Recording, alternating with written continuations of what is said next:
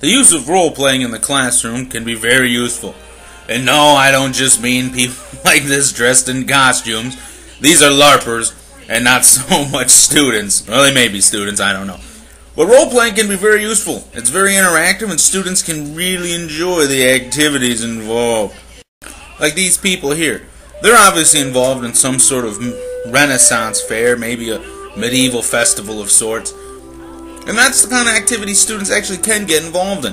When I was in school, we had a Renaissance Day, a fair that everyone could be involved in.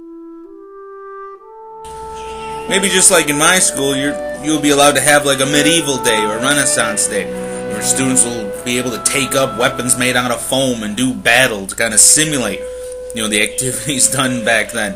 I mean, then you'd feast and have yourself a little soiree afterwards. And kids really enjoy this, but since I'm going to teach history, I found that role-playing is very useful when you're trying to get the students involved in the mindset of the past.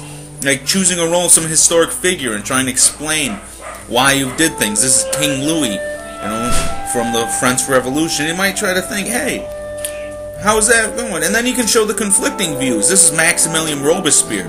He headed up the big terror that went along with the whole, execution of thousands of people.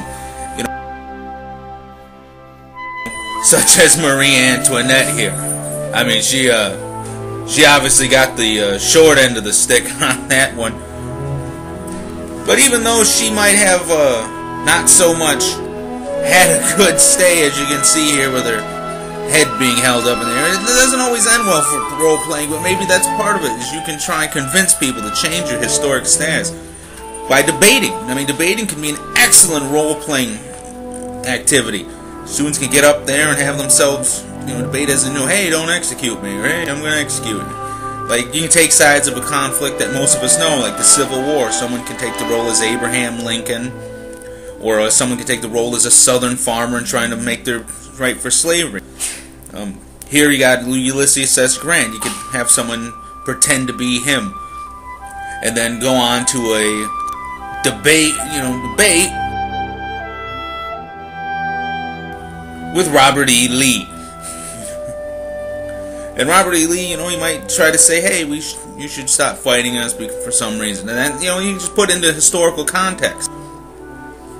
Debates can be funny, though. I mean, kids, just like I'm speaking now, can get tongue twisted and tied. And, next thing you know, bloops come out and people just start having fun with it. And they get really involved with the activity itself.